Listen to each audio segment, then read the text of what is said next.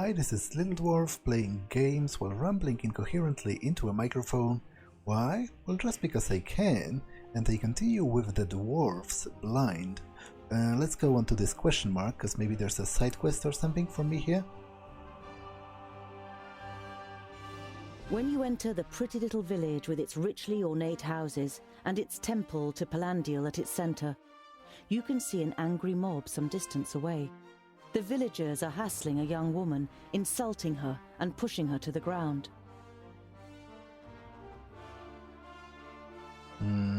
Okay, I'm going to help her because even if she's guilty of something, I don't think they should lynch her in the middle of the street, and there is a disturbingly high possibility that she's actually innocent and they are just harassing her because they can. Like sometimes that's how mob mentality works. Like somebody started it and they all joined in for whatever reason. Maybe they think she's a witch or something. You push your way through the crowd of people and stand in the way of the villagers. What's going on here? A man dressed in richly decorated vestments looks you up and down. Boindil be with you, dwarf. It is none of your business, but this woman here is a thief. She and her henchmen have emptied the monastery's granary and were willing to abandon us to our fate. That's a lie. We asked for help and these people turned us away. I came back to ask again. Yeah, what proof do you have? Apart from your words. What evidence do you have against this woman? We found the granary broken into. Almost a third of our grain and a significant amount of supplies have gone. And all this just one day after she and her people were snooping around here. Okay, that isn't proof. Correlation is not causation. That isn't proof. It could simply be coincidence. Anyway, why would a thief come back to the scene of a crime? The priest eyes you in silence, while some of the villagers make it clear that dwarves should keep their noses out of their business. Tell us what happened. The villagers grumble, but the priest gives the woman a chance to defend herself. My name is Tavia. I was forced to flee Tabayin with my family when the perished land began to spread. My husband,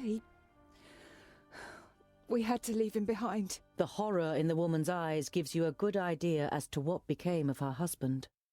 No one accepted us in the north. There are too many refugees and everyone is scared. Queen Wei has offered land in Wayan to anyone who will work hard for it. But what should we grow if no one will sell us grain? We offered a fair price, but Father Mallan... She darts a scathing gaze at the priest. He wanted double the amount. The priest glances briefly at the angry villagers. Then he replies in a firm voice. It was a hard winter, and with the increasing frequency of orc attacks, we must think of ourselves first and foremost. Even we cannot help everyone. The bystanders mutter in agreement.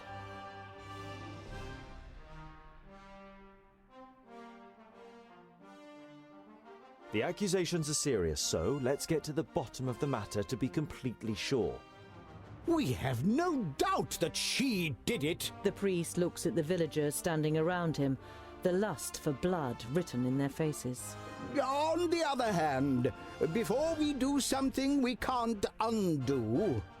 Dissatisfied murmuring grows, which the priest debates with mollifying gestures. Search for your evidence. You there, lock this woman up in the guardhouse in the meantime. The woman is taken into a squat building made of rough blocks of stone. The crowd slowly disbands. The priest is lost in thoughts, standing in front of the temple, as if he couldn't decide whether to go in or not. Okay, those are all pointless questions. How important is the grain to you? That's a stupid question. I was thinking he's going to ask some questions about the actual case. How they found, how they first found that it was stolen, whether there were any tracks or like evidence that they collected. But I guess I will still ask, even though those are stupid questions, because something might come out of it. Supposing Tavia really did steal the grain and supplies, but only to save her family, would you turn a blind eye? Palandiel teaches generosity, but that too must have its boundaries. We cannot help everyone. At some point there won't be enough for us. So, if you had sold the grain, the people of Seaton would have starved? Maybe not. Not yet. But if we always give everything we have away... No one is saying always, and no one is saying everything. The priest shrugs his shoulders apologetically. He doesn't wish to spoil things with his flock. I was wondering, what was here first, the temple or the village? Ah, a keen eye. The temple is indeed much too big for such a small village. It was built on the foundations of an old stronghold when salt was found nearby. The village has grown over the years in the shadow of the temple. Good people live here, honest and pious children of Palandiel. He glances at the place where the woman was surrounded. Why can't we just be left in peace? You nod goodbye, and the priest returns the gesture.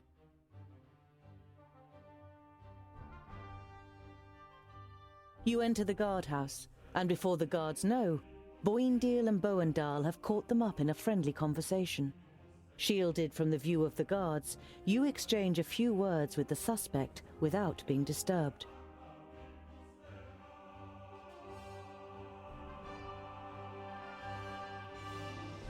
Why did you come back to the village? I wanted to negotiate with Father Malum for the grain. What else could I do? No sooner had I arrived than they surrounded me and accused me of robbery. Is this where are the spoils? Is this assuming I'm accusing her? Because, to be honest, I'm not.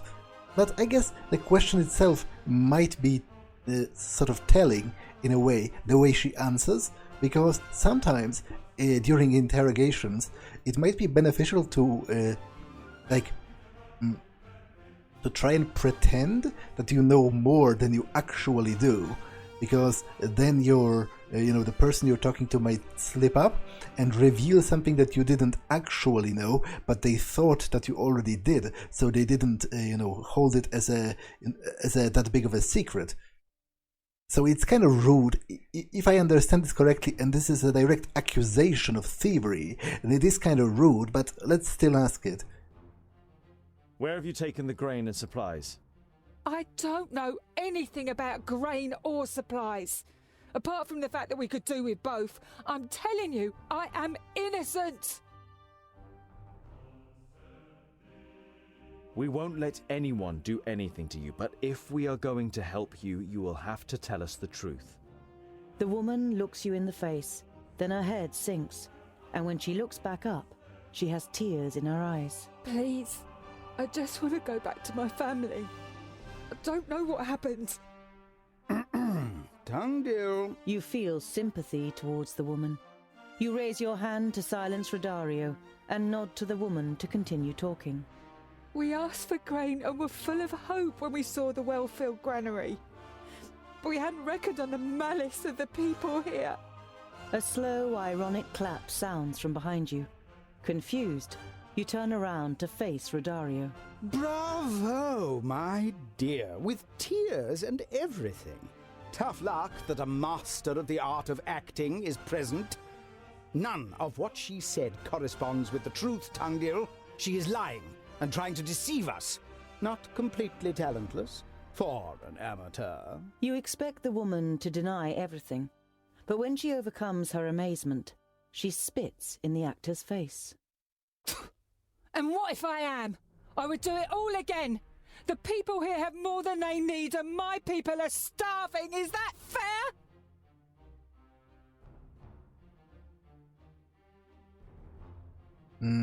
Well, first of all, it's very stupid of her to admit that, because if she didn't, then I would still be in a bit of a pickle, because it would be her word against Rodario's, and it's not like I particularly trust Rodario, because I don't even know him that much.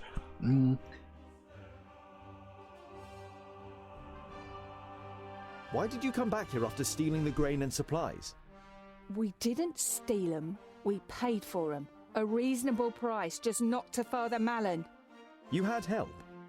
He promised us 3 dozen sacks of grain. When we opened the sacks in our hideout, we realised that most of the grain was rotten. He thought he'd get away with it. The woman looks around wearily. And by the looks of things, he has. Okay, again, so is that true? Like, how can I check that? Give us a name. Who helped you? What does that matter? I have no proof. And even if I did, if I admit that we have the stuff, I'll be hanging from a tree by this evening and my children will starve. I beg you, let me go. We bought the grain and the supplies. Perhaps he wasn't allowed to sell it to us. But we paid. And with a little seed we can sow, at least some of us have a chance of surviving the year.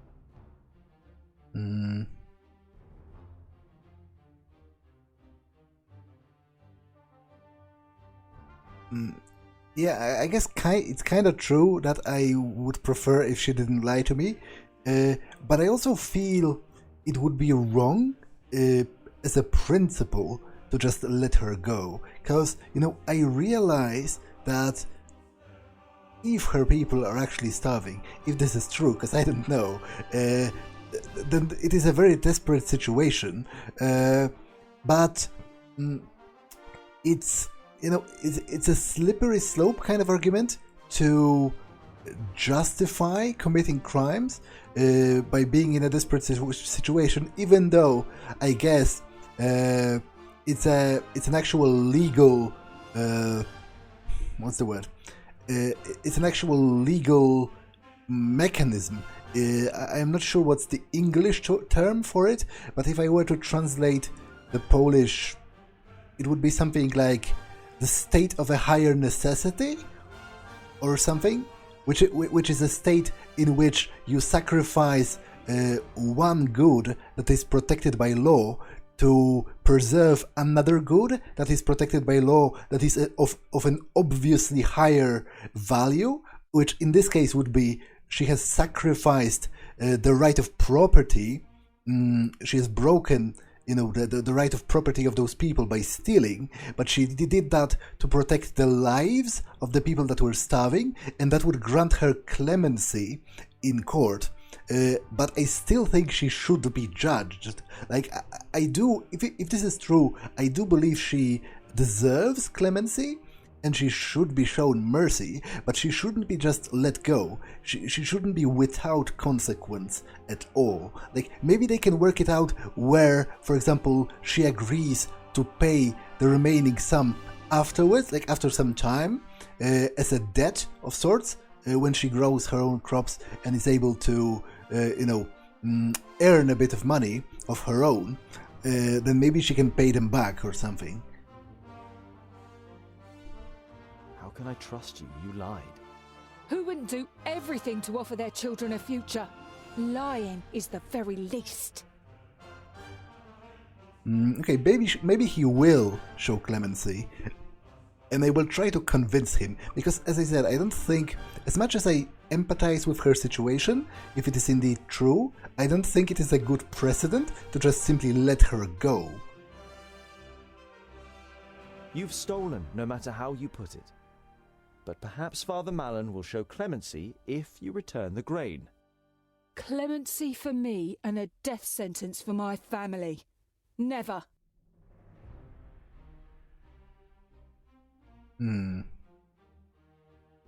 Disenchanted by the course the discussion has taken, you shake your head and leave the guardhouse. You enter the village's large storehouse. The ground floor of the 2-story building is full of turnips, with large barrels and clay pots on the floor and on high shelves. Several villagers are carrying out stock-taking. They're being supervised by a weedy man who observes them with a grim expression and writes things on a wax tablet every now and then. Work is in full swing. The man with the wax tablet grumbles now and then in agreement when one of the peasants shouts out a number to him. It shouldn't take too much longer until they finish the inventory. There are sacks piled up on top of one another on the first floor. They are most likely filled with different kinds of grain and, judging by the omnipresent white dust, flour.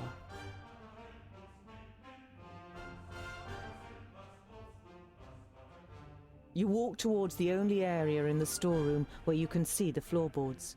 You hesitate as your boots slip on the floor, as if you're walking on mud. Tungdil? The Magister Technicus carefully observes the roof beams above the empty corner. He grabs at a beam and crumbles something between his fingers. You can't make out what it is, so you copy him and feel damp, rotten wood. It's very easy to pull away small pieces. What are you doing here? The man with the wax tablet is standing on the stairs. He sounds half angry, half shocked. No one is allowed in here.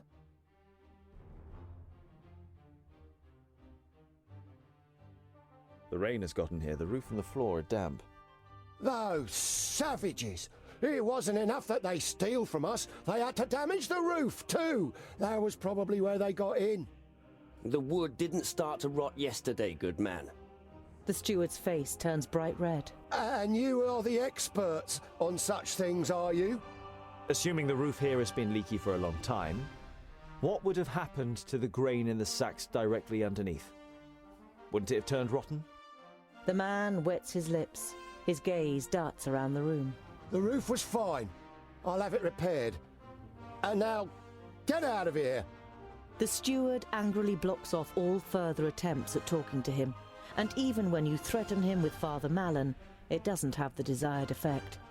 The father trusts in him, he says, and he's always been a devout follower. The heavy door of the storehouse closes behind you, and you hear a bolt sliding into place from the inside. So they did sell them rotten grain then. Presumably. The priest is lost in thoughts, standing in front of the temple, as if he couldn't decide whether to go in or not. The roof of the granary is leaky. We saw some rotten wooden planks. Again? Morris only had the roof repaired last summer. Did he? If he didn't, some of the grain would have got damp and rotten. Out of the question. Morris would have reported that. He checks the grain once a month and there were no complaints. The priest has absolutely no doubt in what he is saying, often a sign that someone hasn't thought things over. Wait, really? I cannot do... I can literally point him to it. It's not like he has to believe me on my word. I can just show it to him. Why doesn't the option exist? You nod goodbye, and the priest returns the gesture. The priest is lost in thought. Wait, so I literally can do nothing about this. Well, I could have let her go, but I didn't really want to. I wanted to solve it in a different way. But I can't. I can't do anything. You nod goodbye, and the priest Okay, that's some bullshit, actually. Oh well.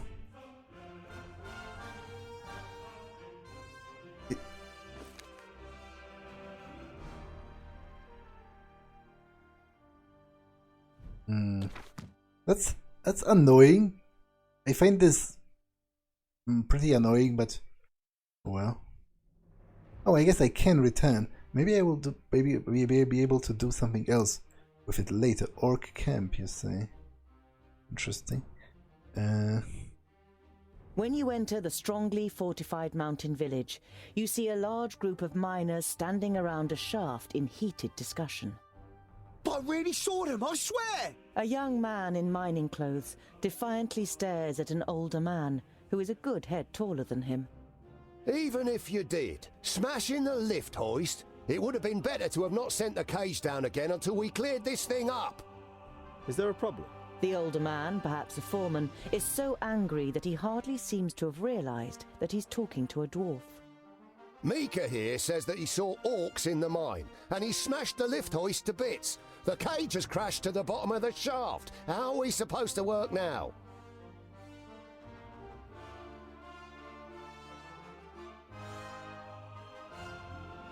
Can we help you somehow? Help? Well, we'll have to repair the hoist, and we need a new cage. The foreman turns to a man next to him for answers. He's just as muscular, with dirty, calloused hands and an angular face. It will take at least 2 weeks, but we don't need any help, unless you can speed up time. I'll need 1 day. 2 at the most, if there are problems. The foreman looks aghast at the Technicus, unsure whether he's joking or not. 1 day? Have you got any idea how... Fergus is the most talented Magister Technicus in Girdlegard. And anyway, what have you got to lose? Let him help. As long as he doesn't get in my way, The worker shrugs his shoulders. why not? Okay, I would like some provisions. I kind of need them.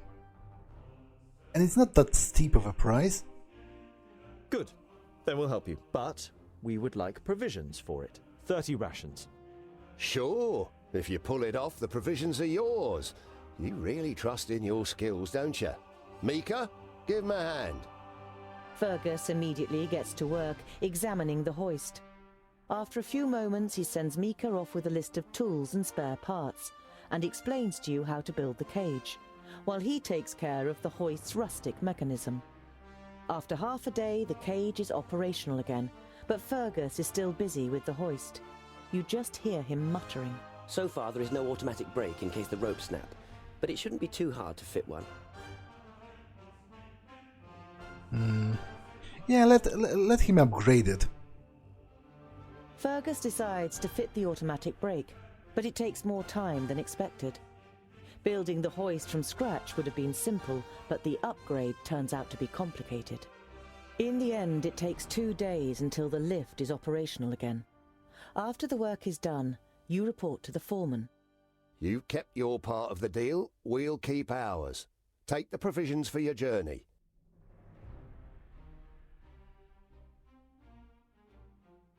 You travel down into the mine in the repaired lift. Mika shows you the place where he saw the orcs, and you follow the winding gallery. After 1,000 paces, you stopped counting, and only after several hours do you reach an exit. There's a stench of tallow in the air. The tunnel leads directly into a huge orc camp, which blocks the pass into Snowdale Valley.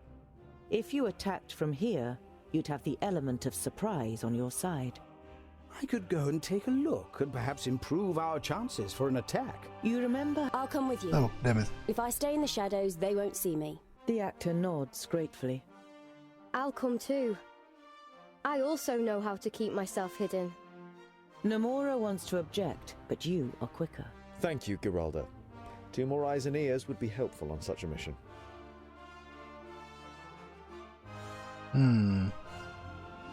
I kind of wanted to do the other thing, like buy some things from them and all that, but I'm not sure if the option will be available again if I resign from it now.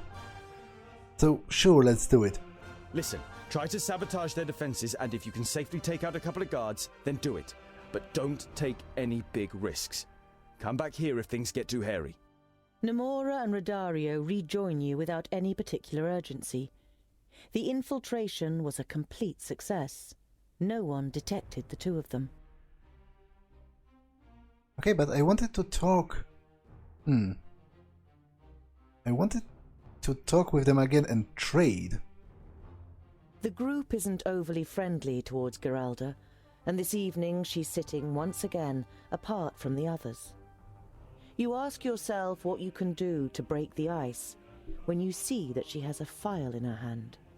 The phial is wrapped around with silver wire and has a snap lock. The liquid in it is black. Giralda opens the lid and takes a big swig. As she puts down the bottle, a smile flits across her face, followed by a short expression of deep satisfaction. It is the first time that you have seen a positive emotion on the face of the somber dwarf. Is it like a drug? Is that medicine? No, it's... I don't know either. If I don't drink it, I have a longing for it. It gets stronger and stronger until I can't stand it anymore. When I drink it, the longing disappears, and I feel rested and strong. And when the phial's empty? I don't know. I don't know where I got the drink from, let alone what it is. But if I don't drink it, Rackers, give me strength. I think I would go crazy or die. Giralda plays with the phial, lost in her thoughts, as if she were trying to remember where she saw it for the first time. Okay, that's very suspicious and also very stupid to keep doing, but I do realize she's addicted to it, so it's not like she can easily stop. Still, if I get a chance to try and convince her to try and stop, then I will. The village seems much emptier than on your last visit. Most of the workers must now be underground. Yeah, I wanted to trade with them and buy the rest of the provisions. And also this, I guess. I have plenty of gold.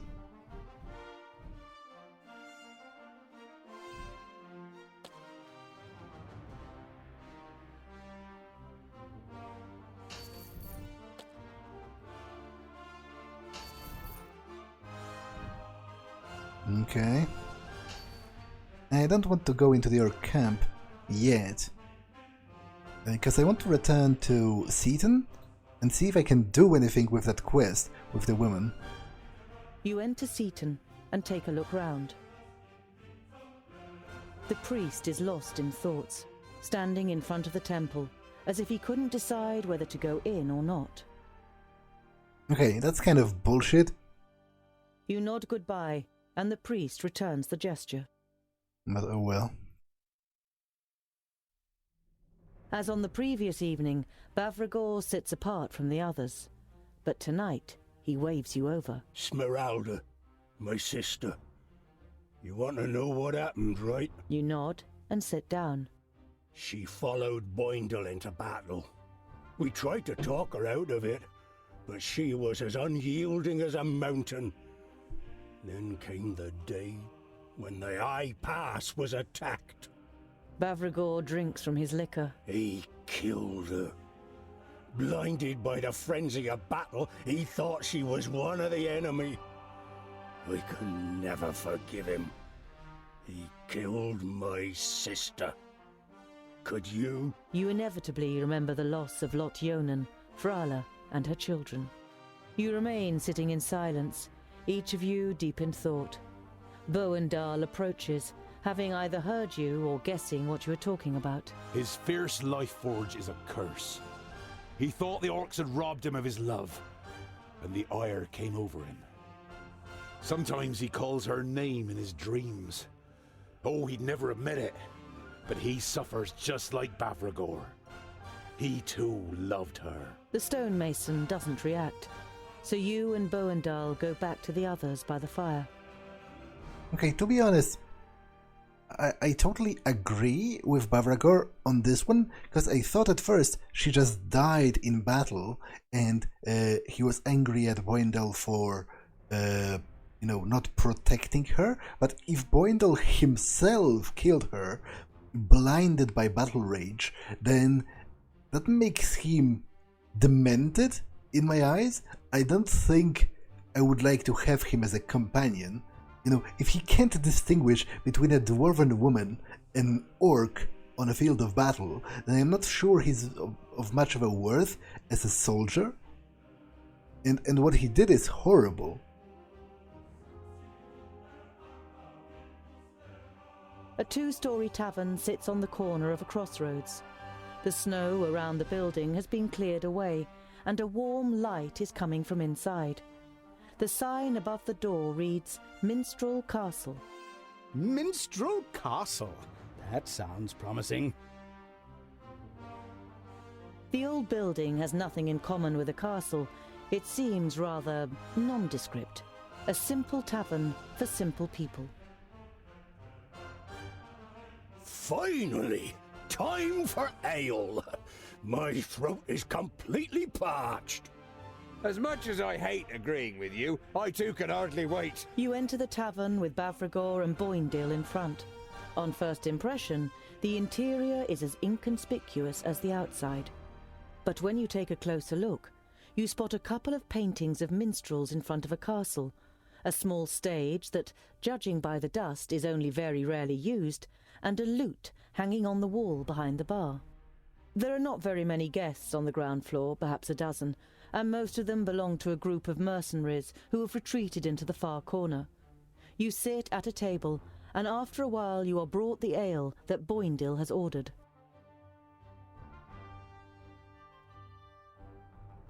You go to the bar where the landlady is working and sit on a stool. The landlady, a stout, middle-aged woman with long hair tied in a ponytail, looks up briefly but says nothing. Okay, I'm buying all of the provisions.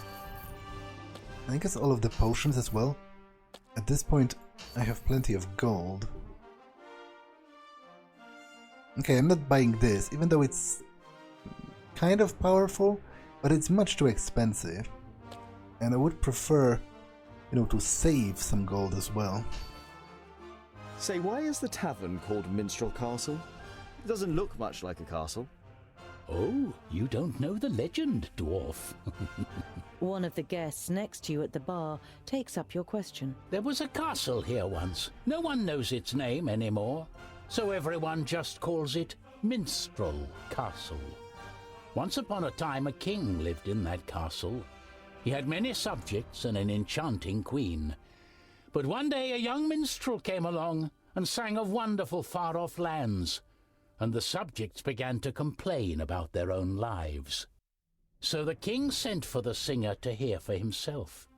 He came and sang a wonderful love song, and the king began to be scared. He thought that the minstrel wanted to steal away his queen. Without flinching, he drew his sword and struck the boy down. His father heard of this. He was himself a singer. And so he went to the king and played a terrible song, a curse. The king was to vanish in silence, and no one was to remember his name. And that's what happened. No one remembers the name of the king or his castle. Make of it what you will. The story's certainly well known enough in the area to give Arin its name. Okay. You nod at the landlady as you slip off the bar stool, and she nods back. Good day, gentlemen. Get lost, groundling. Be quiet!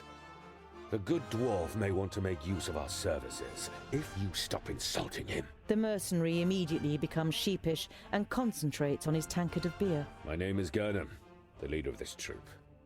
Pleased to meet you, Mr. Gurnham. I am Tungdil Goldhand. I actually do wish to inquire after your services against an orc camp in the west. The leader of the mercenaries looks at you, trying to size you up. You and your companions look as though you know how to handle your weapons. Must be a damn big orc camp. Otherwise, we wouldn't ask for your help. So, are you in? Why not? 500 gold coins for me and 9 of my men, in advance. You go back to the mercenaries. They look up briefly before turning back to their drinks. So, have you made your decision, dwarf?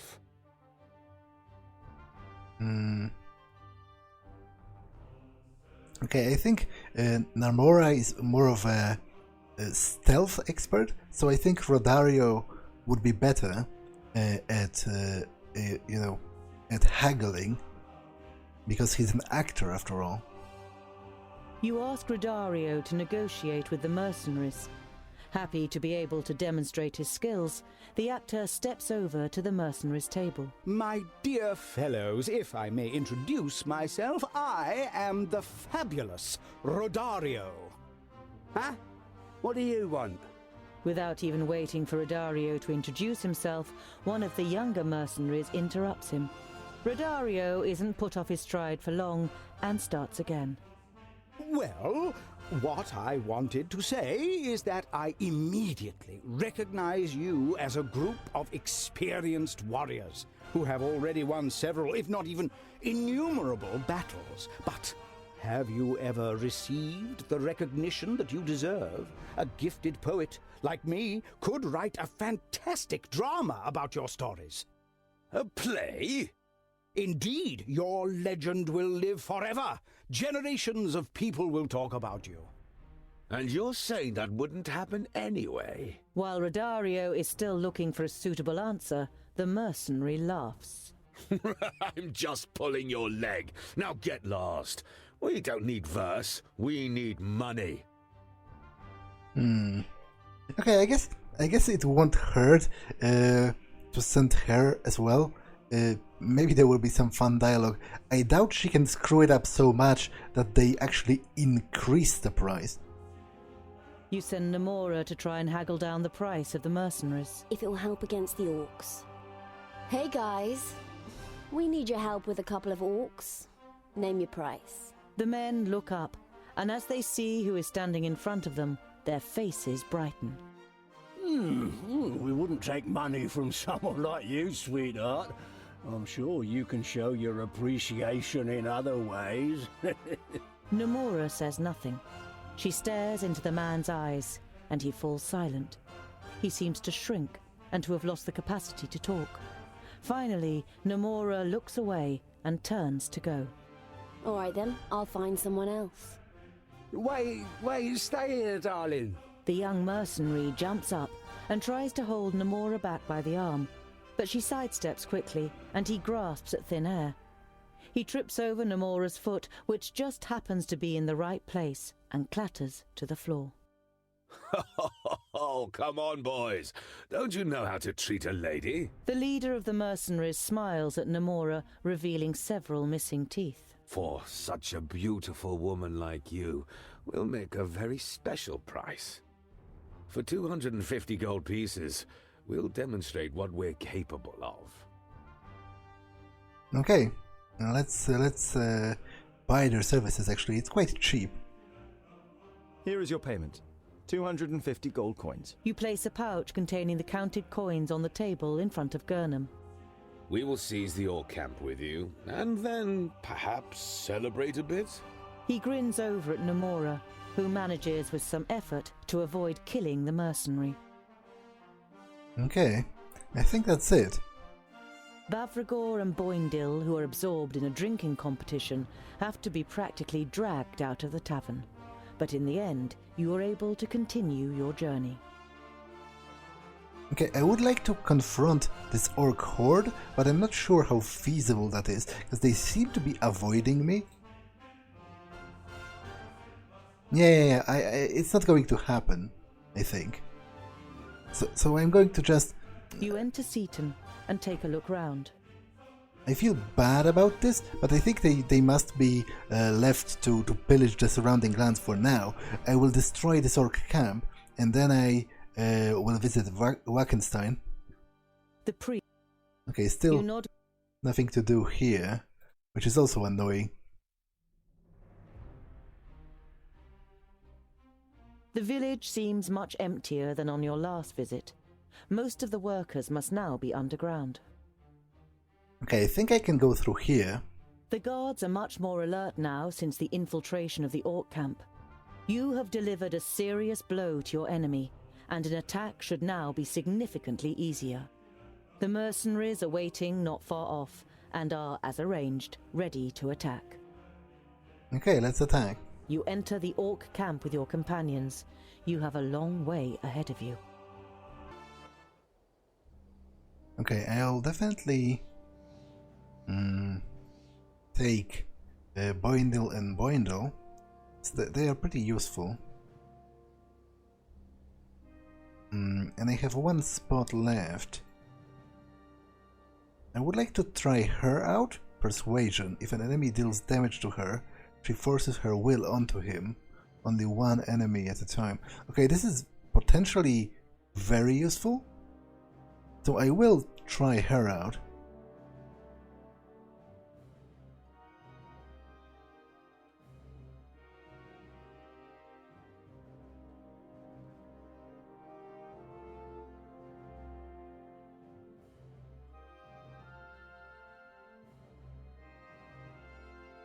Okay.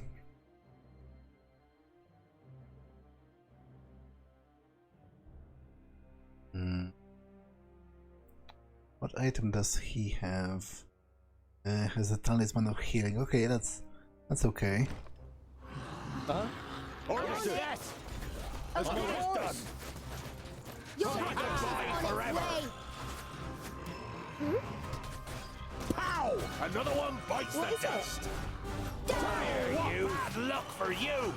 Too easy! It's on its way! Vile creature! Yes? Away you go! On my way! Die! Huh? At what?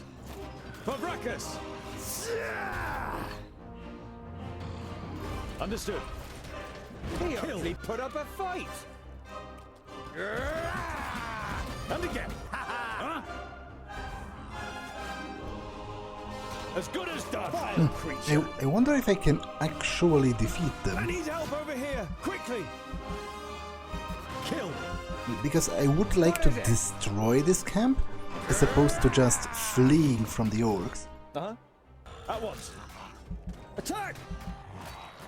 Okay, that potion did literally nothing.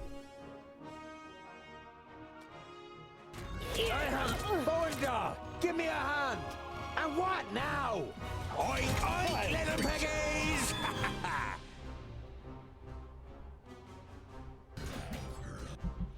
Uh-huh. What is it? I just need a little rest.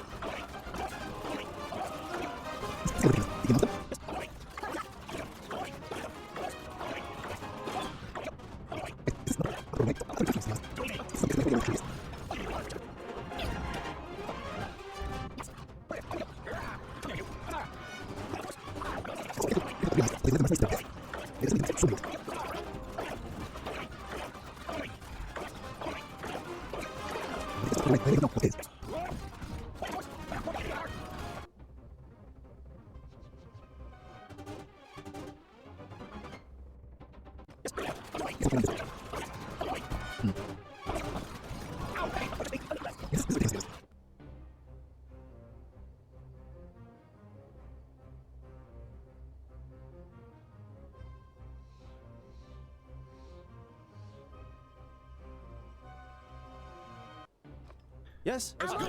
I guess if that quest teaches me anything, it teaches me about the power of boners, because those mercenaries basically agreed to what amounts to a suicide mission just because Yes? just because they wanted to get into Nermora's pants. What is it?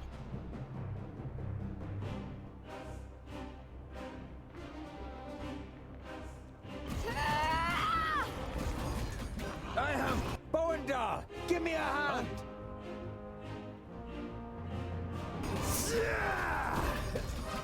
Is it even this way? I'm not even sure, to be honest. It is. Okay, so at least I know that.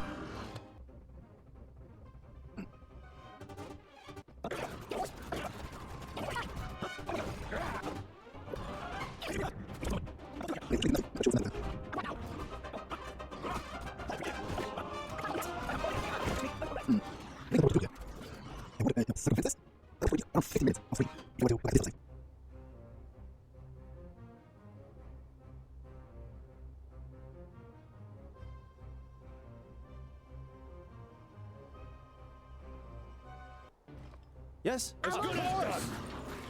On the way to go. As good as done. On the way. Your death is on its way.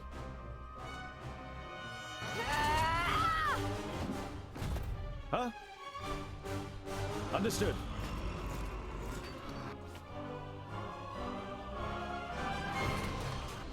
Yes? As good as done. I need some assistance. What bad luck for you. What is it?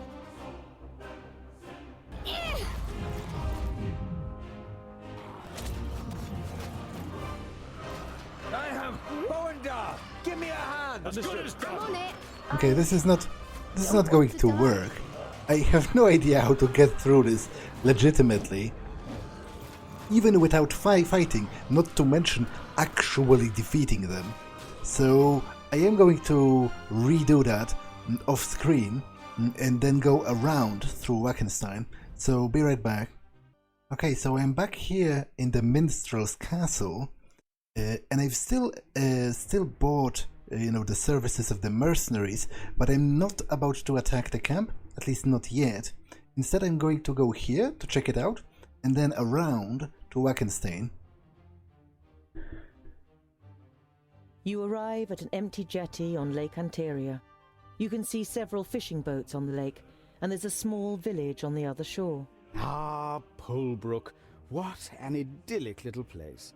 And then there's the miller's daughter. I guess maybe he can take me to the other side. I would like to destroy this orc horde if I can catch them, but I doubt he will. Hey there. Would you be able to ferry us over to the other side? At first, you think the fisherman hasn't heard you, but then he turns around and heads towards the shore. When the boat has almost reached you, the fisherman calls back. Dwarves, are you lost? Oh well, whatever.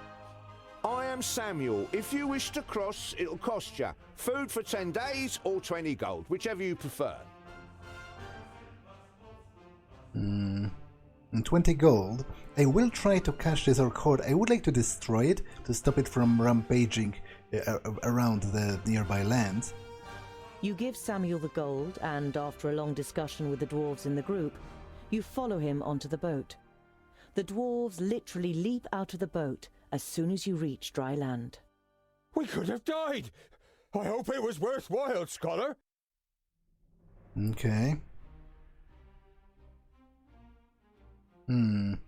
As on the previous evening, Bavragor sits apart from the others. But tonight, he waves you over. Giralda, my sister. You want to know what happened, right? You nod and sit down. She followed Boindil into battle. We Oh, tried to talk he her already out told of it. that story before I She reloaded. was as Bavragor drinks from him. You remain. And I don't think I can catch the orcs, unfortunately. They are always retreating from me instead of going to face me. Which is, I'm not going to lie, pretty annoying.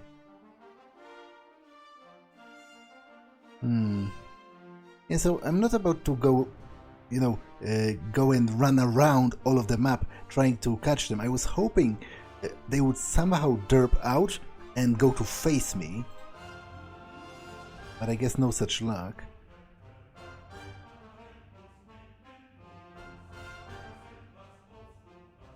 Your path leads you once again to the Minstrel Castle Tavern. You leave the Minstrel Castle behind you and continue on your way.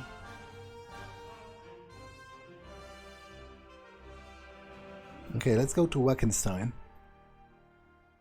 You discover some ancient ruins and an orc camp in a gorge. A small group of Bognalim is moving between tents, piles of rubbish and cages. In one of the cages, you think you can make out some movement. Okay, I will try this camp because it seems to be smaller. Maybe I can take them, and I would like to free the prisoners. They're coming out the holes. You there, my bag! Over there! Quick!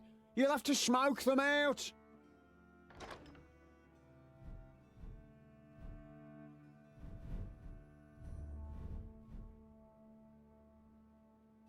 Okay.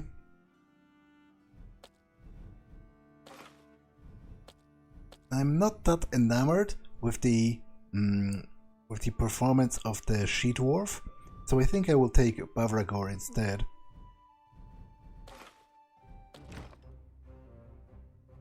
Huh? Burn them with grenades. Uh-huh. At once. Grenades! Throw them into the holes. That ought to stop the little beasts. Vile creature! Okay. Understood. At once. On my way. Put up a fight! At once. On my way. So the rest have to hold them off Understood. for a bit. And again. Understood. On my way. Understood.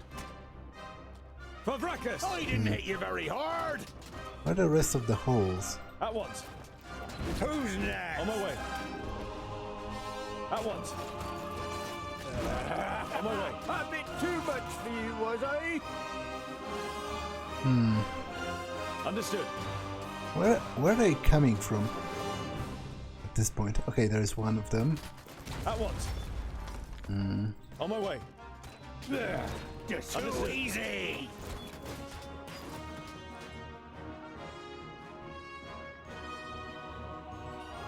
On my way. Understood. Don't take it personally. Where is the last one? Yes? Okay, I can't seem to actually On my way. spot those cave Attack! entrances. Put up a I fight! didn't hit you very hard. Understood.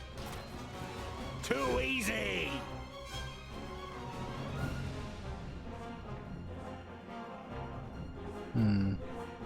Where are they coming from? Enemies, they're all here.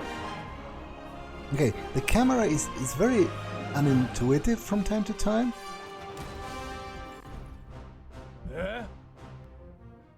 Uh-huh. End it! Hopefully I can somehow take down the rest.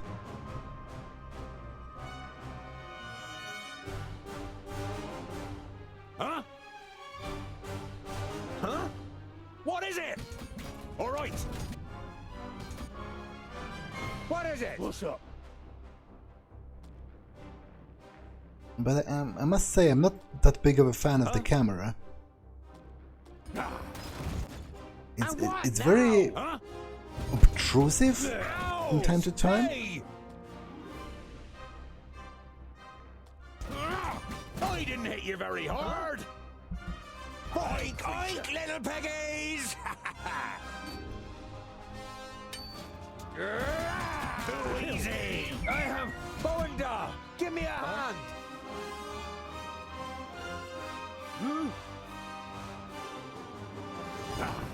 Yes? As good as done. He put up a fight. What is it? Oink, oink, little piggies! What is it? Killed. Ow! Another one bites the dust. Oink, oink, little piggies! Disgusting. Yes? On my way. Okay, I must. He's very wounded. I'm with you. If I can somehow retreat him from the fight, then the rest of us should be able. Taste my hammer. Huh? What is it?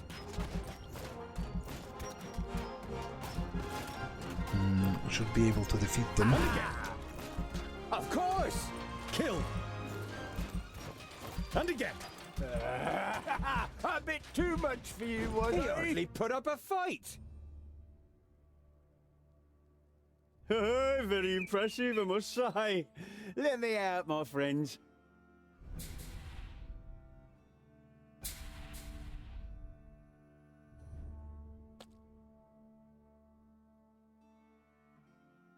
Okay, decapitates enemies with less than 50% health, deals a lot of damage to those with more, revolves around while he moves, he deals damage to all enemies in his path. Okay, this seems like a good AoE. So I'm, oftentimes I'm facing literally like 100 enemies, as I did in that camp. So it might be pretty useful to have an AoE skill.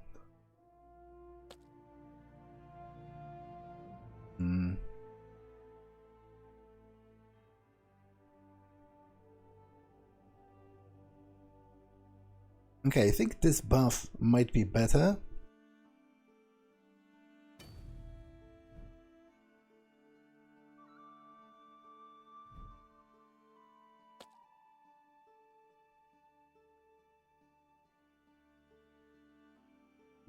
Acid Cloud or Cloud of Sleep? Deals damage. Okay, I think I'm going to go with that.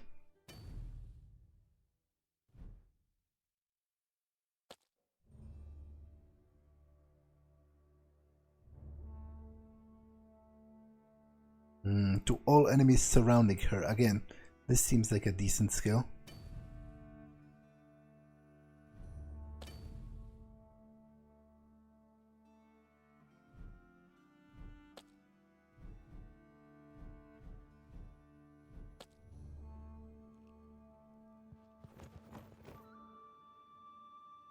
Okay, I guess I can...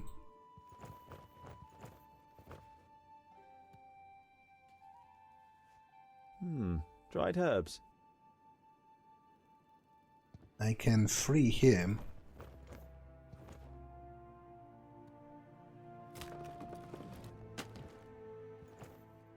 Oh, thank you. Have you seen Helga? Helga? Helga! Where are you? Hello? I am Tungdil Goldhand. These are my companions, Boindil, Boindil, Rodario, Fergus and Namora, Bavragor and Goimgar. Have you seen Helga? No, we haven't. If you don't mind me asking, what is your name? Call me Ensign and drop the pleasantries. If I may, who is this Helga? Helga? Where? I don't know. I just wanted to know. Helga is my wife. Didn't I mention that? We came here together, but then the orcs came and she was gone. Do you think she might have gone home? Helga! You have a dark notion of what might have happened to Helga, but as you have no proof, you'd rather say nothing. If you see her, you'll let me know, right? I wanted to thank you. Your grenades really helped us. Grenades? Oh, yeah, no problem. I used them to break up boulders, but I ended up attracting these pests. Who was to know there are Bognolum around here? And as if that weren't bad enough, along came the orcs and took me ox skull. Gosh! And Helga, where is Helga? Well, my money is on dead. What brings you to these parts, Ensign? It's not exactly the nicest of places. Aren't you here for the festival? The unbelievable Wackenstein festival? My wife and I desperately wanted to see it for ourselves. The blind guardian, the statue over there, is the key. He calls people from far and wide to the festival. I finally found some information in the archives of Virunciensis as to how the guardian is activated. So what have you found out about the festival, Ensign? You see that statue? That's the blind guardian. You could call him the patron saint of Wackenstein. They say that when the festival begins, then the revellers heed his call from all corners of the earth. According to my research, we need 3 things to start the festival. A burning ox skull, the fire-eater bell, and vervain. I actually had it all, but, then the orcs came. Vervain? Doesn't that grow in Ergon? It's a hell of a long way from here. Ha! Don't worry. I have a bag, where? Just a minute. It's gone. Is this what you're looking for?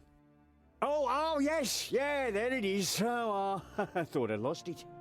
You did lose it. Where will we find the Fire Eater Bell, and what kind of a name is that anyway?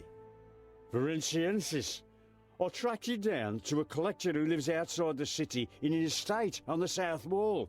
According to the legend, the bell was mounted in a black tower.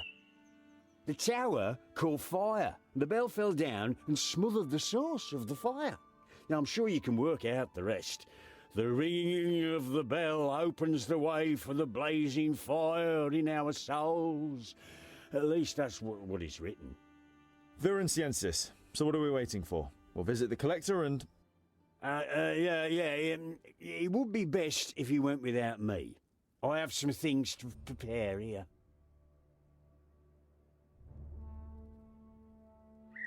To begin the festival, we need the Ox Skull, the Fire Eater Bell, and the Vervain, right?